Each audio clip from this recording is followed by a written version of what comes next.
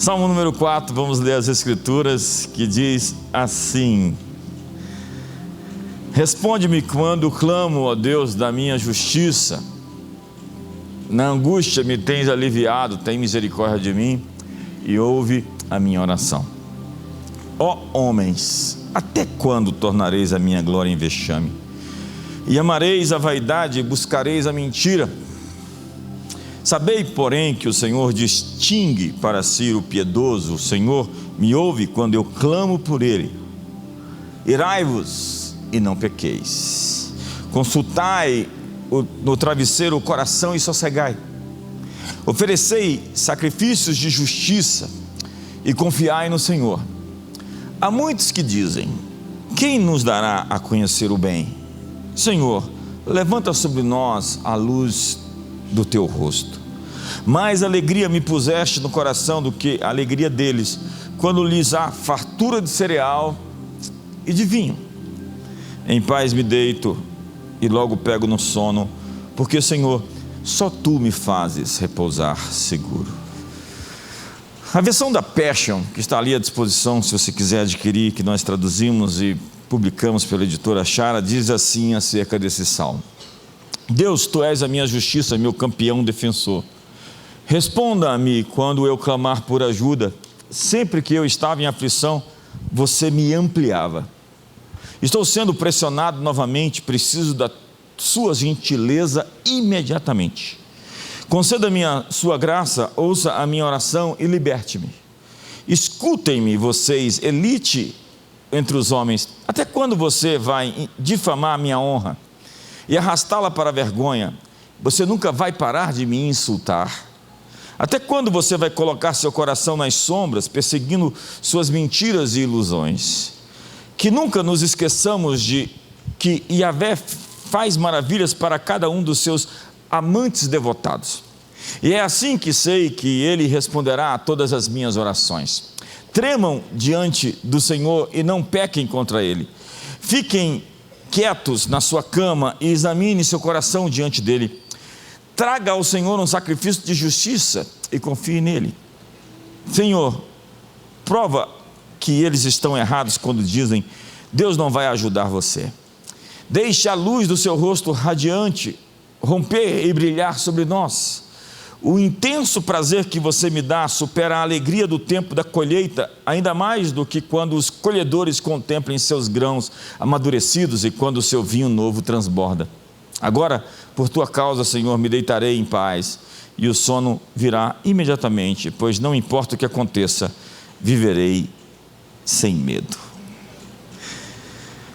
O Salmo 4 é conhecido como o Salmo vespertino, era uma oração da noite, enquanto o Salmo número 3 era a oração da manhã, quando se acordava.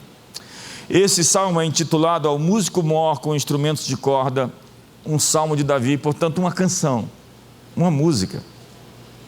O título do salmo indica que ele foi dirigido ao músico mor, que alguns supõem ser o próprio Senhor, e outros supõem ser um líder de coros ou músicos da época de Davi, como era Emã ou Asaf.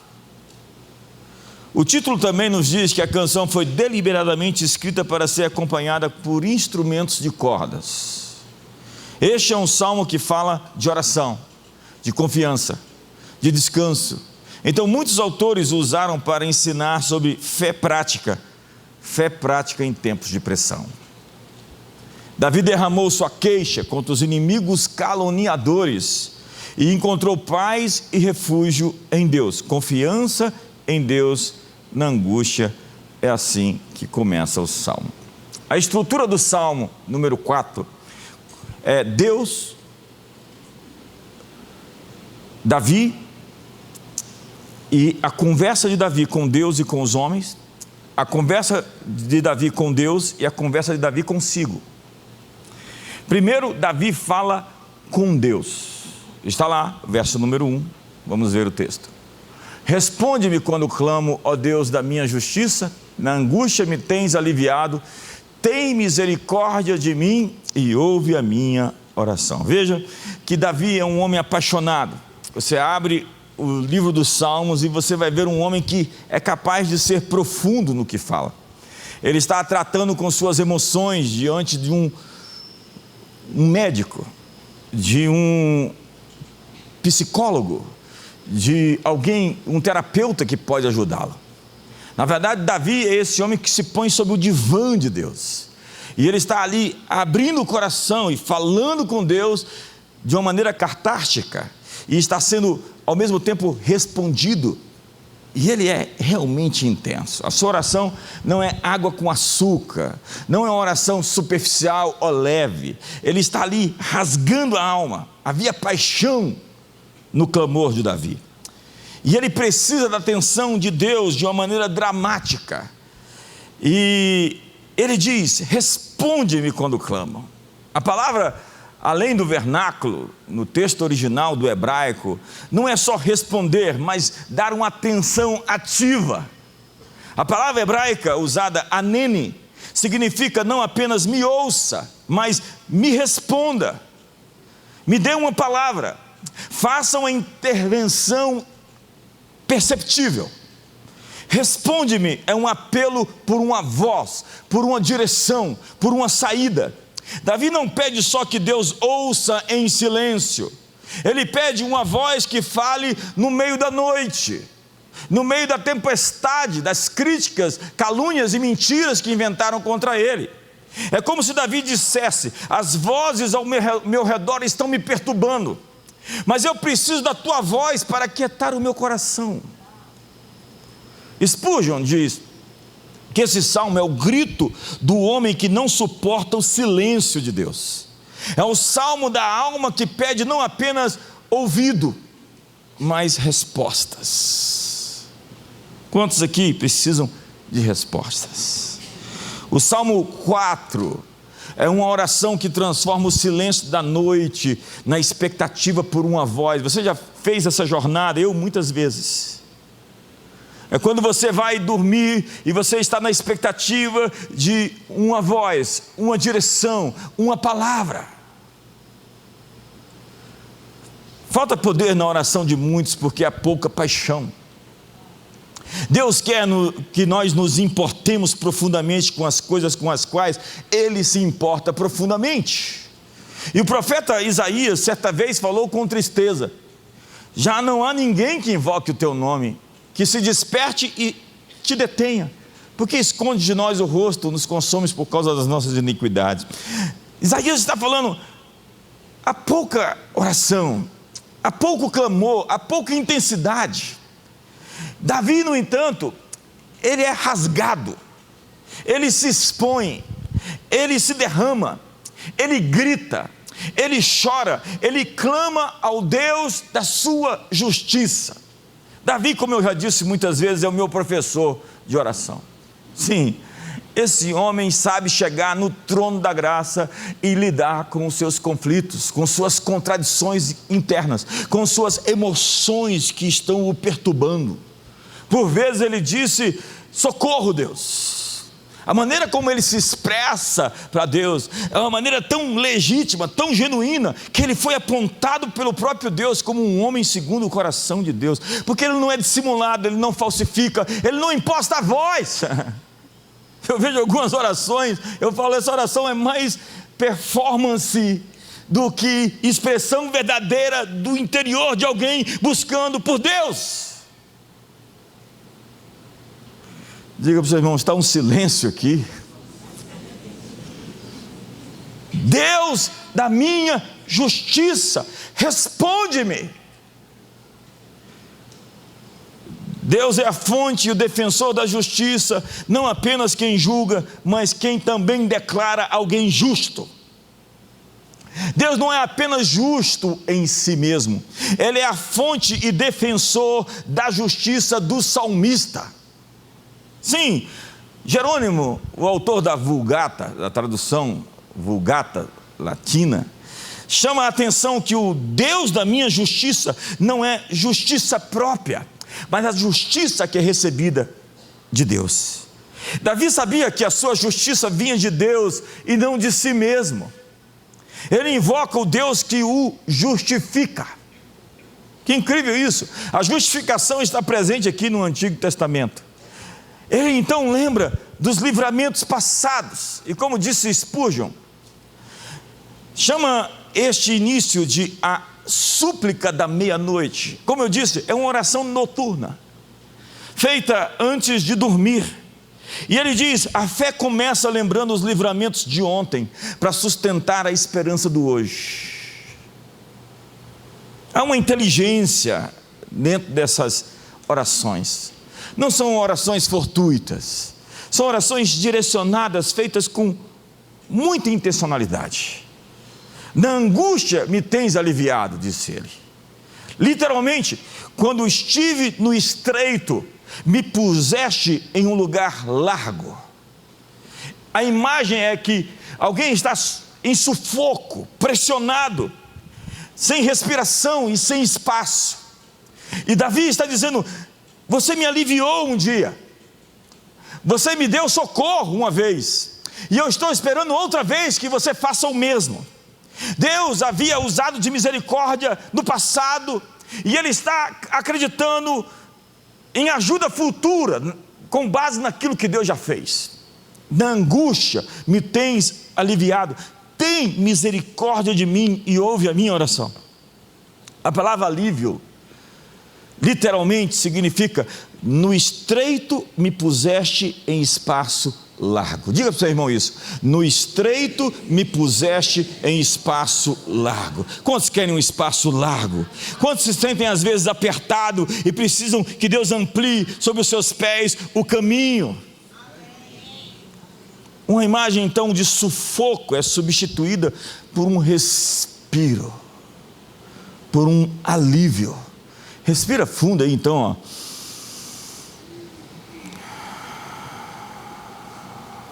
Tenho certeza que você que participa do culto, você sai daqui diferente e vai viver uma vida diferente. Você que é indiferente, Deus não pode fazer muita coisa por você. Sinto muito.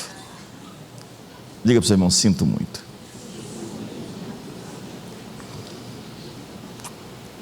Não, você não é um espectador. Você veio aqui para participar de algo e ser transformado pela exposição da verdade, da luz do Evangelho.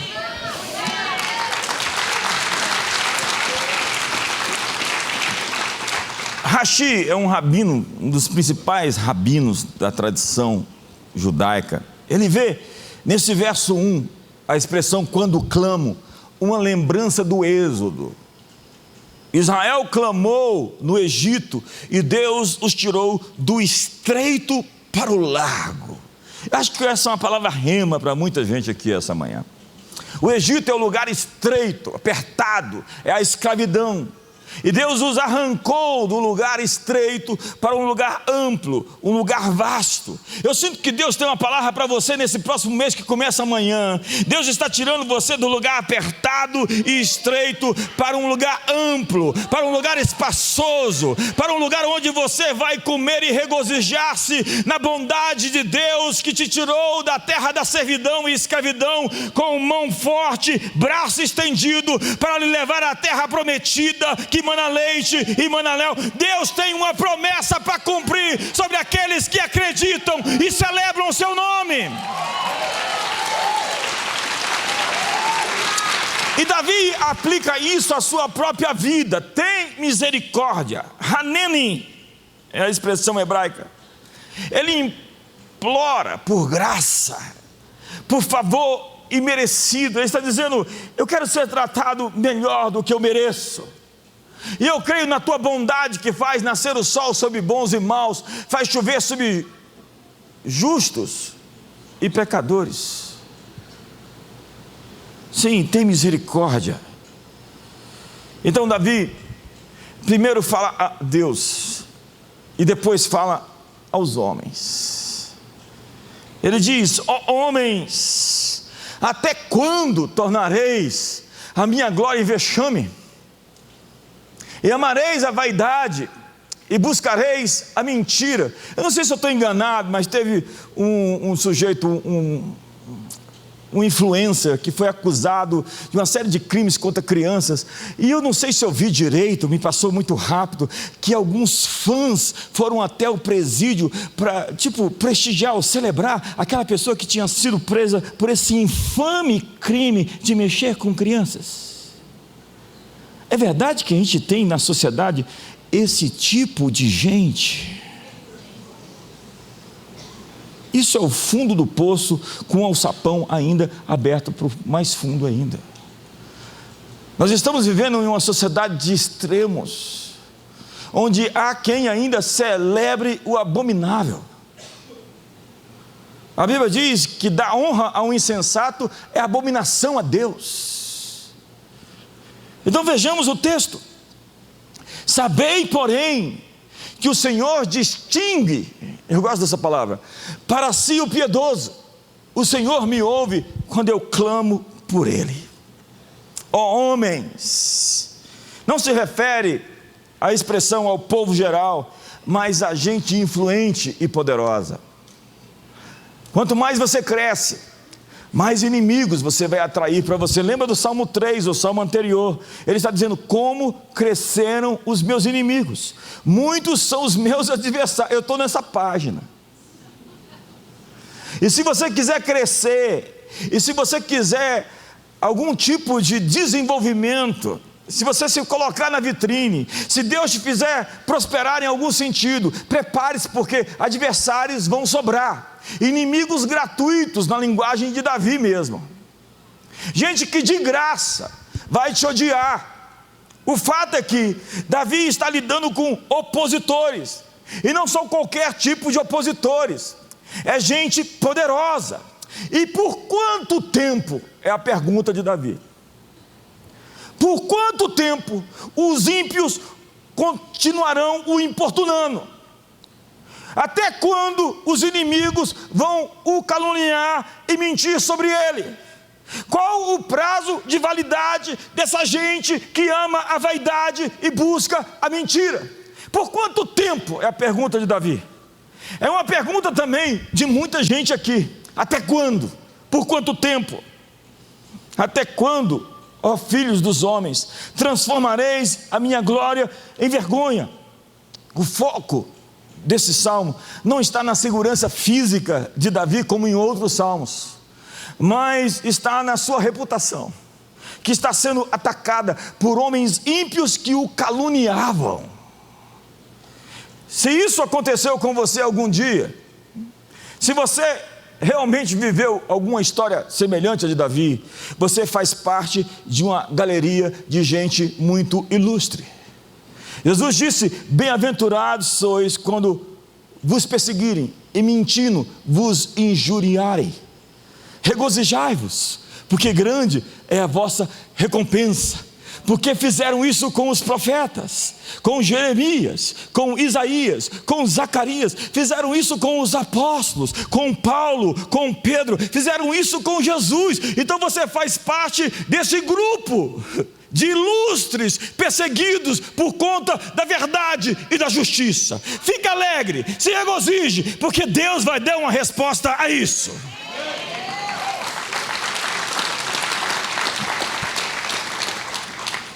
A expressão é forte. Até quando, ó filhos dos homens, transformareis a minha glória em vergonha? Boyce, um comentarista bíblico, diz: é a reputação do salmista e não a sua pessoa que está sendo atacada. Jesus experimentou o que Davi experimentava.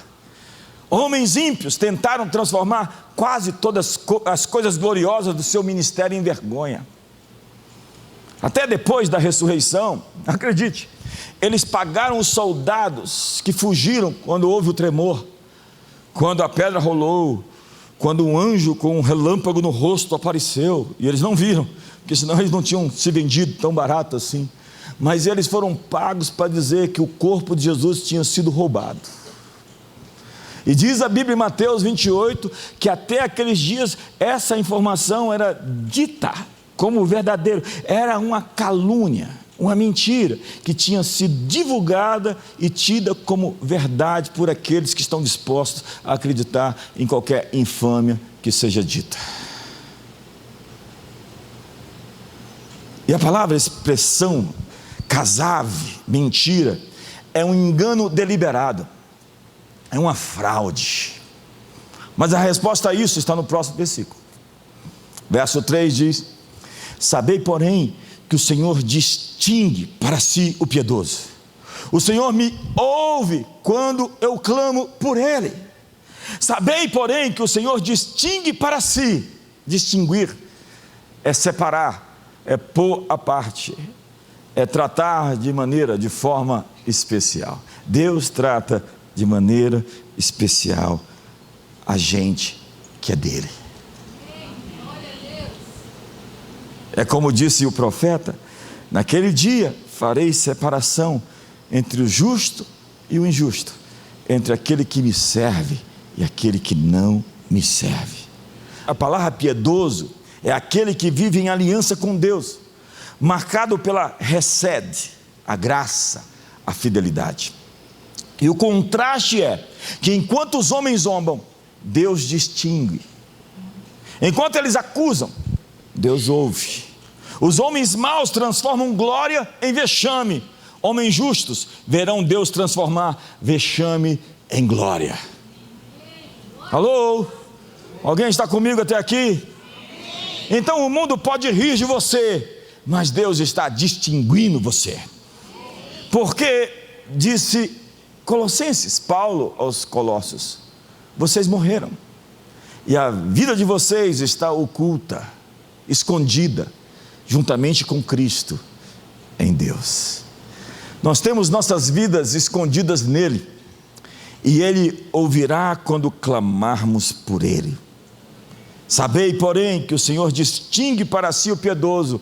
O Senhor me ouve quando eu clamo por Ele. Davi sabia: o Senhor ouvirá quando eu o chamar. Então Davi fala com Deus, Davi fala com os homens, e Davi agora fala consigo. Ele se acalma diante do Senhor. Diz o texto do verso 4: irai-vos e não pequeis, consultai no travesseiro o coração e sossegai, ofereceis sacrifícios de justiça e confiai no Senhor. Irai-vos, no hebraico, hagás, significa tremer, agitar-se, estremecer, não só raiva, mas uma perturbação interior. E a Bíblia diz que você pode sentir essa emoção. É humano ficar com raiva, é humano se irar. Na verdade existe até a ira justa, mas essa ira não pode nos levar ao pecado, ao erro. A impiedade estava cercando Davi, e ele tinha motivos para ficar irado, mas ele não deveria pecar. A ira é um sentimento santo quando bem administrado. A ira santa é brio. A ira santa é nobreza, é valor próprio, é autoestima. Mas a ira pode perder o controle e ela pode se tornar maligna. Pode fazer até mesmo você se tornar um amalequita. Tem muita gente vivendo essa jornada. O ferrão de Amaleque é enfiado, você é ferido, machucado, e você tem todo o direito de protestar, de se irar, de se enraivecer. Mas isso tem limite. Isso tem uma fronteira. Esse texto, esse salmo, aparece no Novo Testamento, lá no livro de Efésios. Então vamos ler para ver o contexto. Diz o texto: irai-vos e não pequeis. Você pode se irar, mas sem pecar. Quantos estão comigo aqui? Não se ponha o sol sobre a vossa ira. Resolva a situação no seu coração. Nem deis lugar ao diabo. Aquele que furtava, não furte mais, antes trabalhe, fazendo com as próprias mãos o que é bom, para que tenha como acudir o necessitado. Não saia da vossa boca nenhuma palavra torpe, unicamente a que for boa, e transmita graça aos que ouvem. E não entristeçais o Espírito de Deus, no qual foste selado para o dia da redenção. Então vem o texto: longe de vós toda amargura e cólera e ira e gritaria e blasfêmias, e bem assim toda malícia. Veja o desenvolvimento: amargura, cólera, ira, gritaria, blasfêmia e malícia. A malícia é a maldade dos olhos de quem julga tudo a partir da frustração, da decepção, do ressentimento. Essa pessoa foi amalequizada, foi então recrutada pelo mal, porque não lidou com a ferida interna, e isso inflamou e a consumiu. Antes, sede uns para com os outros, benignos, compassivos, perdoando-vos uns aos outros, como também Deus em Cristo vos perdoou. E é o antídoto, o perdão. Quer dizer, Deus, da minha justiça, eu sei que o Senhor vai cuidar disso. Quantos estão comigo aqui? A ira piedosa tem uma razão, mas tem um limite.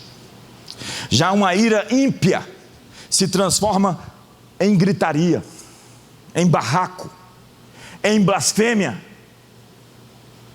em malícia. Irai-vos e não pequeis, consultai no travesseiro o coração e sossegai. E a aplicação disso é que a noite pode ser o momento em que a raiva e a ansiedade se amplificam. É o salmo da noite, da oração noturna.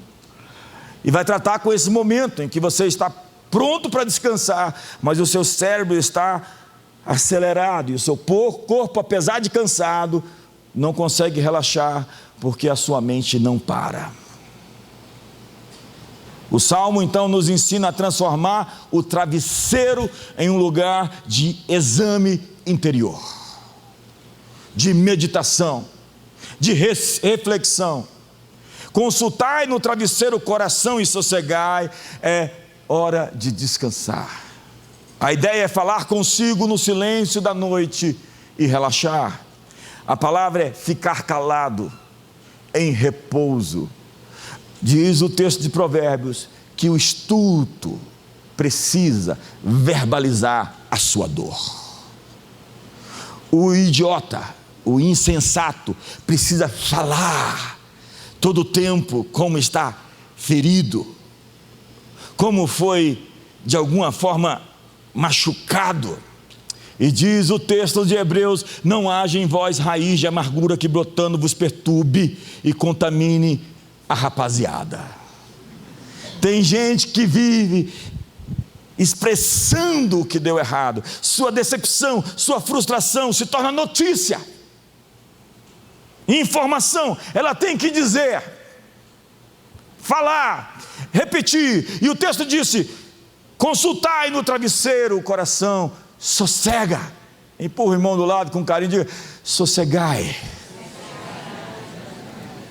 A ideia é falar consigo à noite, no silêncio, descansar, ficar calado, em repouso, calar a boca. Agostinho de Hipona interpretava irai-vos como uma santíssima indignação contra o erro, e consultar no travesseiro como um exame de consciência diário antes de dormir. Examinar-se, como disse Paulo no momento da ceia: examine-se o homem. Ou como ele disse aos Coríntios: veja se você está na fé mesmo. Você acha que é um crente, mas às vezes você está desviado, e muitas vezes desviado dentro da igreja, tentando ainda desviar mais gente. E eu sou pastor há 31 anos, e eu conheço essa raça que acha que é cristão, mas é um agente do inferno dentro do ministério, prejudicando as outras pessoas por conta da sua amargura, da sua ferida, da sua dor não purgada, que é transferida, e ela quer chamar todo mundo para participar desse banquete de fel, de absinto, de veneno do inferno.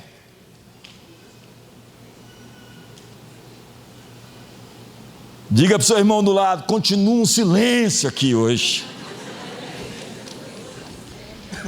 João Crisóstomo dizia que esse versículo ensina a prática do autoexame noturno, uma disciplina espiritual de revisão do dia. E se você não faz isso, seu cérebro vai fazer.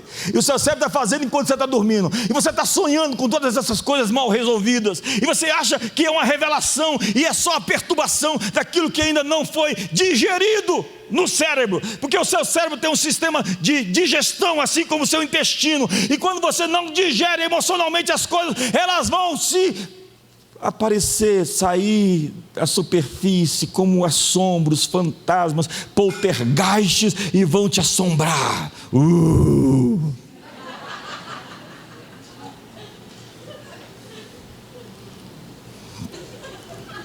Calvino via aqui o chamado para transformar perturbações interiores em confiança em Deus.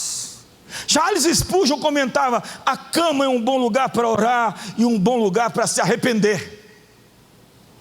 Medite em seu coração, faça uma correção de rota, corrija a sua fúria.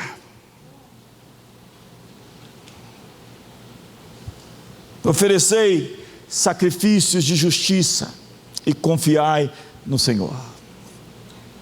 Não basta reprimir a raiva ou calar a ansiedade, é preciso canalizá-las em adoração e confiança. É preciso transformar os elementos que você recebeu em outros elementos, fazer essa limpeza, essa purgação, essa coisa ecológica da alma, que pega o que está sujo, chega até o seu coração e faz a transformação disso. O mal se transforma em bem num coração que está sendo curado. A crítica raivosa, como ele disse aqui, não recebe uma réplica raivosa do tipo: falaram mal de mim, eu estou falando mal dele. Você se igualou, ficou igualzinho, você se amalequizou. É isso que o diabo quer: te contratar, te recrutar para ser igual ao inimigo. E pessoas feridas se transformam no inimigo. É isso que Amaleque faz. Esse é o convite dele. E isso é o mesmo que confiar em Deus, que Ele vai fazer a justiça. Oferecer sacrifícios de ações de graça, sacrifícios de justiça, é acreditar que Deus vai resolver a situação. E depois de alinhado o coração na frequência do perdão e da certeza da justiça de Deus contra os que o caluniavam, a conta vai chegar. A conta vai chegar. Eu vou pedir, a conta sempre chega. Davi recebe então a bênção de Deus.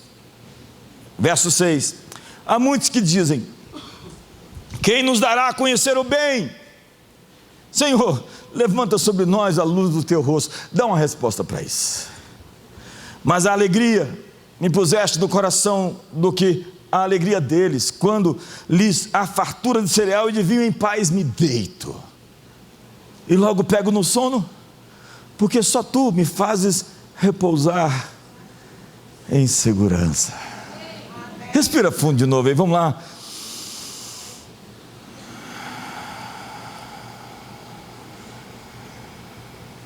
A primeira indagação é poderosa: quem nos mostrará o bem? Há muitos que dizem: quem nos mostrará o bem? Isso expressa o ceticismo coletivo. Existe algum bem? Quem pode nos mostrar o que é bom? Isso é a natureza do espírito do tempo. A pós-modernidade é a era do cinismo. A primeira vez que essa palavra foi expressa justamente na França, como sempre, em 1979, a pós-modernidade, ela foi o sinônimo dessa visão da desesperança ou do desencanto com relação ao mundo e ao futuro.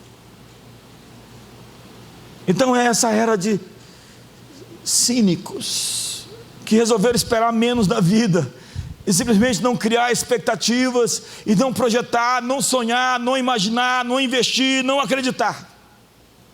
E aí vem a expressão, muitos dizem: quem nos mostrará o bem?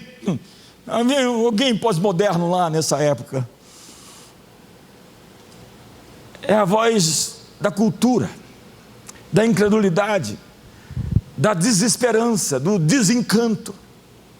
E a resposta, ou o pedido de resposta vem assim: Senhor, levanta sobre nós a luz do teu rosto, põe o teu rosto, a luz do teu rosto em mim, que as pessoas ao me verem vão ver que é algo diferente. Eu não cedi ao espírito do tempo, eu não fui absolvido ou fui cooptado pelo mal, eu sou a contracultura nesse caso, que estou vivendo a realidade do céu, com a luz de Deus, a esperança de Deus, a fé de Deus, o poder do Espírito Santo em mim, para ser contra tudo e contra todos, aquilo que Deus quer fazer no mundo.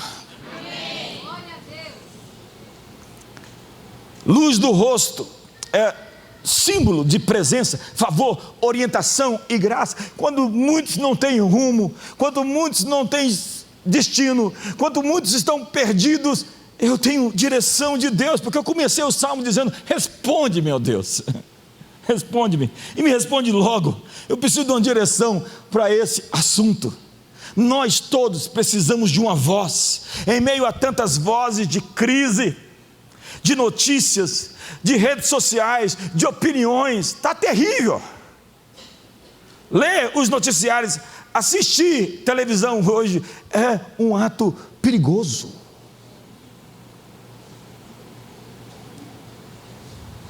O Salmo 4 nos ensina a calar tudo e buscar a voz de Deus, que nos dá descanso na alma. Agostinho diz que o coração não descansa até ouvir a voz de Deus. Calvino diz que a fé não se alimenta do eco das próprias dúvidas, mas da resposta de Deus, que fala justiça. A oração prática é pedir que a luz do rosto de Deus brilhe em nós. Senhor, levanta sobre nós a luz do teu rosto. É a promessa de bênção do sacerdócio aarônico, lá de Números capítulo 6. Você lembra? Você leu a Bíblia um dia. Lembra você na escola dominical? O Senhor te abençoe e te guarde. O Senhor faça resplandecer o seu rosto. Assim é fácil, tira o texto dali. Põe de volta, tem gente nova convertida. O Senhor tenha misericórdia de ti. O Senhor sobre ti levante o seu rosto e te dê. Que expressão poderosa! O Senhor sobre ti levante o seu rosto. Você está vendo alguém e está vendo o rosto de Deus, a expressão da coragem no meio do medo, a expressão da fé no meio da dúvida, a expressão da prosperidade no meio da miséria, a expressão de Deus rugindo como um leão no meio dos lobos.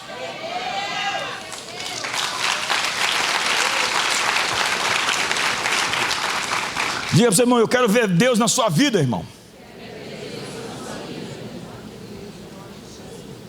Então veja que afirmação poderosa ele faz. Eu estou quase terminando. Mais alegria me puseste no coração do que a alegria deles, quando lhes há fartura de cereal e de vinho. Alegria aqui, shinha, é alegria celebrativa. É alegria que não se contém. Não é aquela alegria do riso pálido.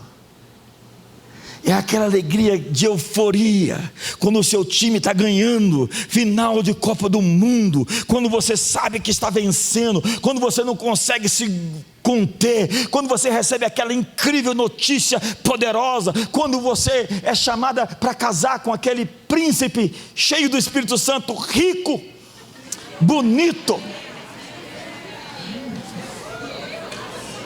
Essa alegria indizível, essa alegria é quando você fica antecipando até as boas novas que vão chegar. É como disse o próprio salmista: onde está o povo que conhece os vivas de júbilo?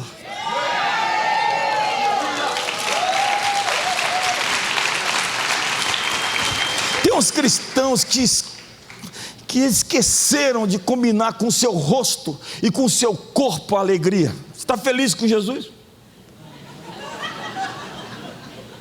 Se não está, fica feliz, irmão, porque Paulo disse: alegrai-vos Isso não é uma emoção, isso é uma atitude. Alegrar-se é uma atitude, mas isso é outra mensagem. A alegria aqui é dada por Deus. Olha a expressão: puseste no meu coração. Foi Deus quem colocou, não é algo que o esforço humano alcança, não é uma conquista. O verbo Natan significa depositar, é algo plantado dentro, não depende de fatores externos, não depende se está tudo bem, não depende se deu certo, simplesmente é algo que Deus colocou dentro de mim. Puseste indica iniciativa divina. A verdadeira alegria é um dom, não é produto humano. Do que a alegria deles? O contraste entre o salmista e eles me faz pensar: quem são eles? Puseste mais alegria no meu coração do que eles. Quem são eles? São aqueles que ainda estão atrás de uma voz, muitos que dizem: quem nos dará a conhecer o bem? Ou são aqueles que tornam a glória em vexame, e que amam a vaidade, e que buscam a mentira? Charles Spurgeon diz: a alegria do mundo é como espuma no copo, a alegria do Senhor é vinho novo no coração. Matthew Henry, o linguista, diz: o coração que goza da luz do rosto de Deus é mais feliz do que todos os celeiros cheios. Embora Davi estivesse angustiado, atormentado por homens ímpios, ele ainda podia se alegrar em seu coração, porque o Senhor colocou alegria dentro dele. Os ímpios podem ser felizes quando dinheiro chega, quando tudo prospera, mas Davi podia ser feliz mesmo em tempos difíceis, de calúnias, de inimigos hostis, porque o Senhor colocara alegria dentro do seu coração. E pode ainda mais. Terminando assim nessa avant-première, nesse lançamento: em paz me deito. Que expressão radical para essa era de ansiolíticos, antidepressivos e remédios para dormir. Em paz me deito e logo pego no sono. E eu num fuso horário de 5 horas, acordando 4 da manhã, porque só tu me fazes repousar em segurança. Muitos hoje não dormem por conta da ansiedade. Dados consistentes e pesquisas recentes sobre o uso de medicamentos para dormir dizem: a OMS estima que 30% da população mundial apresenta algum tipo de insônia. O uso de hipnóticos, vou ver se eu consigo falar essa palavra, benzodiazepínicos. Obrigado, psicóloga. Semana foi o seu dia. Remédios para induzir o sono têm crescido de forma avassaladora, preocupante, avassaladora. Pesquisas de 2022, 2023 indicam que o Brasil está entre os países que mais consomem ansiolíticos e hipnóticos no mundo. Segundo dados da Associação Brasileira do Sono, cerca de 73 milhões de brasileiros sofrem com insônia em algum nível, e uma parte significativa está recorrendo à medicação. Esses números mostram que milhões vão para a cama sem paz interior e tentam compensar isso com remédios. E o Salmo 4, verso 8, contrasta fortemente esse quadro, dizendo: em paz me deito e logo durmo, porque o Senhor me faz repousar seguro.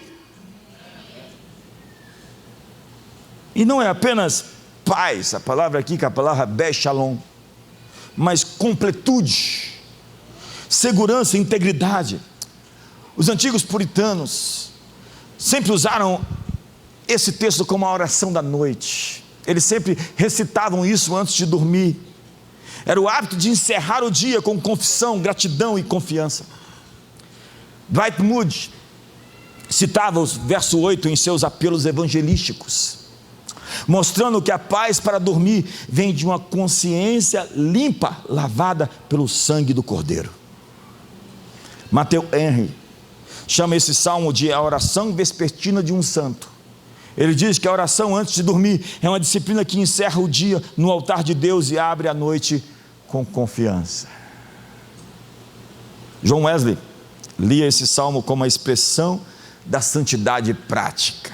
Para ele, deitar-se em paz era sinal de coração livre de ansiedade e plena confiança em Deus. A ansiedade é um pecado, é a falta de confiança. Confiar é deitar e saber que o mundo não vai se espatifar, porque você está descansando. Você precisa de ter fé para descansar. Na verdade, na Bíblia, descansar é um grande ato de fé. Inclusive tirar férias é um ato de fé.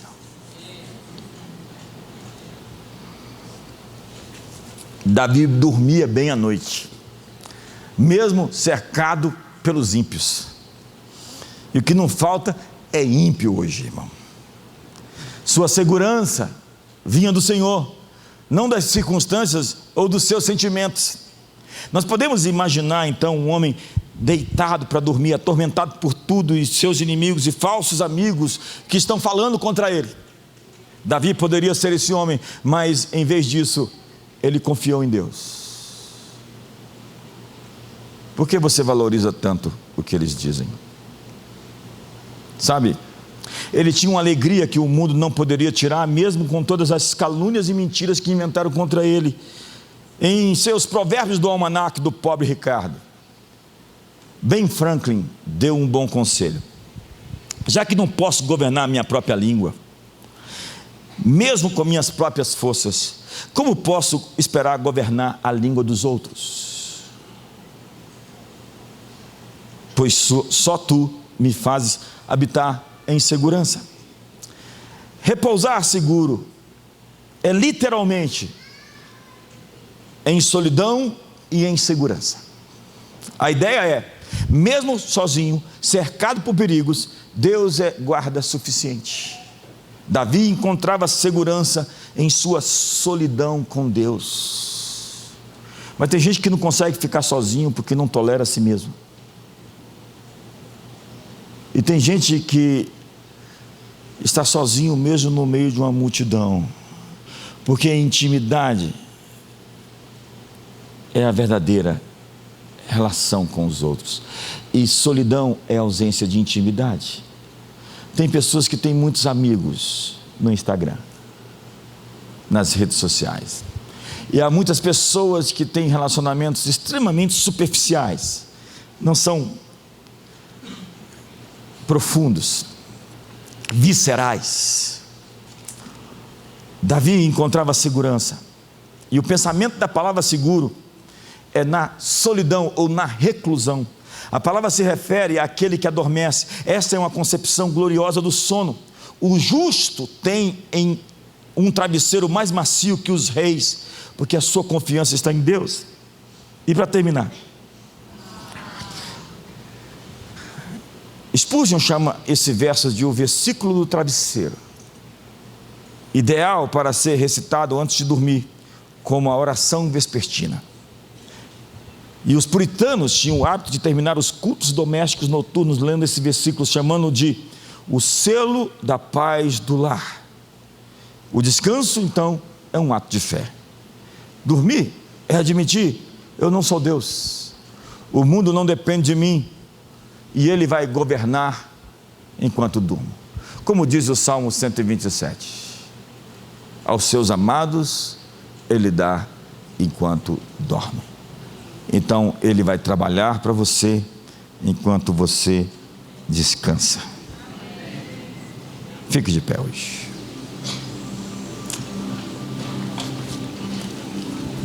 As aplicações pastorais desse salmo é: primeiro, orações noturnas.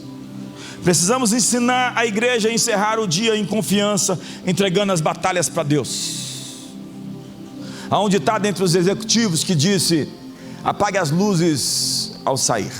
Eles estão dizendo o seguinte, que luzes e pessoas têm maior durabilidade quando são apagadas. Apague as luzes ao sair significa, ao sair da empresa, deixe os problemas lá, não leve para sua casa os conflitos, as batalhas. Eu, há algum tempo, decidi com minha esposa a não levar mais problemas para dentro da minha casa. Se eu tiver que resolvê-los, resolvo-os fora, porque a casa é o lugar de descansar e se divertir. Quantos estão comigo aqui hoje? Segundo, paz que excede o vinho e o trigo. Verdadeira alegria não está na abundância material, mas na presença do Senhor. Quando nosso Deus é tudo, nós temos tudo que precisamos, mas sem Deus, o tudo é nada. Terceiro, identidade no meio da crise. Davi lembra que Deus o escolheu e o distinguiu. O distinguiu. É o que significa Sansão, o distinguido, o nazireu, o separado. Por que você não faz isso? Porque eu sou separado. Por que você não fala essas palavras? Porque eu sou separado. Por que você não comunga em intimidade no meio dessas pessoas? Porque eu sou separado. Por que você não vai àqueles lugares? Porque eu sou separado.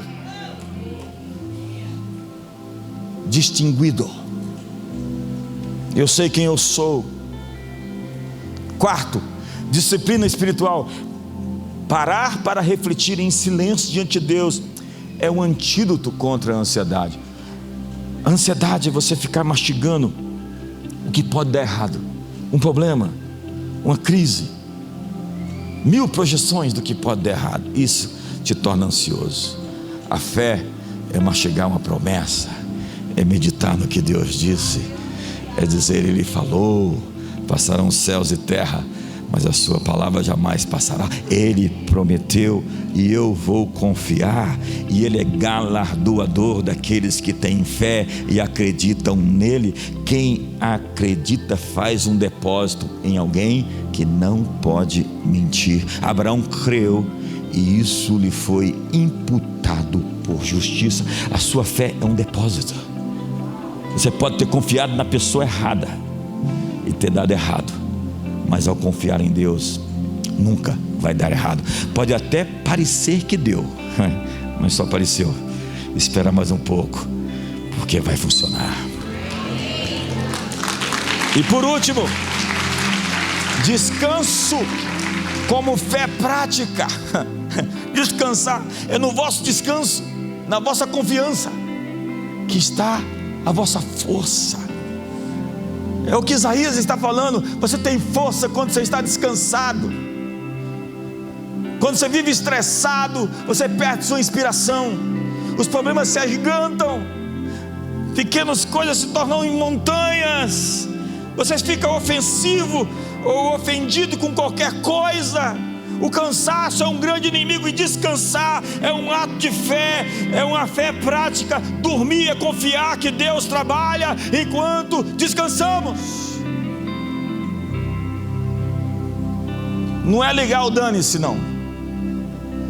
É ligar: confio em Ti, espero em Ti, e não será envergonhado e nem confundido todo aquele que em Ti confia. Tem gente aqui afetada pelas palavras, as mentiras. Tem gente aqui afetada pela política, pelos jornais. Tem gente aqui afetada aqui por tantas vozes. Ó homens, até quando tornareis a minha glória em vexame? Dormir, descansar é saber que Deus vai controlar isso, e no tempo certo Ele vai dar as respostas que precisam ser dadas. A propósito, diga ao seu irmão: a resposta está no caminho. Empurra ele com carinho. Faz isso. Obedece. Empurra ele. Fala assim: a resposta está no caminho.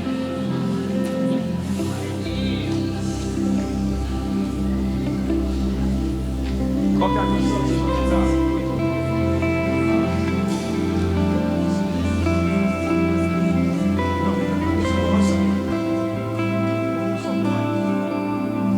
Dê um abraço gostoso no seu irmão e fala: querido, Deus está cuidando de você.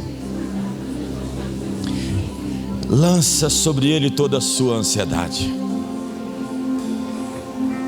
Diga: Deus está protegendo você. Diga para Ele: Deus vai responder nos lugares onde você está ausente, Ele vai te defender. Diga: Deus trabalha por aqueles que nele esperam. Quantos estão esperando em Deus aqui? Quantos estão esperando em Deus? Levante suas mãos. Levante suas mãos alto. Como são grandes e as tuas obras, poderoso Deus. Como são justos e verdadeiros os teus caminhos, ó Rei das nações. Quem não temerá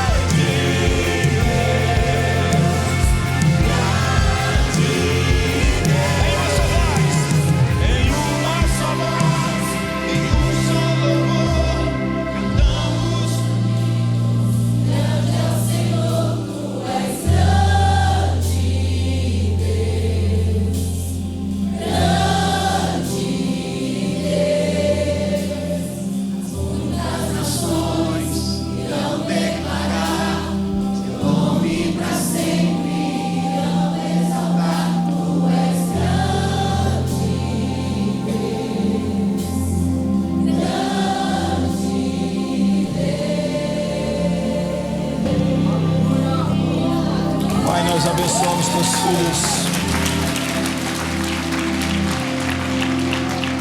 com um incrível mês de livramento, um mês de visitação de graça, um mês de julgamento contra inimigos, um mês de favor, de misericórdia sobre os teus distinguidos filhos, e que possamos de fato ter essa alegria no nosso coração, ainda quando não estamos onde queríamos estar, não fruto de circunstâncias ou de emoções, mas do dom divino da tua alegria e regozijo em nossas vidas, e que possamos descansar e viver vidas plenamente felizes. Mais alegria nos puseste no coração do que no deles, quando lhes multiplicou o vinho e o trigo. Em paz me deito e logo pego no sono, porque só tu me fazes repousar seguro. Que o amor de Deus, a graça de Jesus e a comunhão do Espírito Santo seja sobre todos. Uma ótima semana.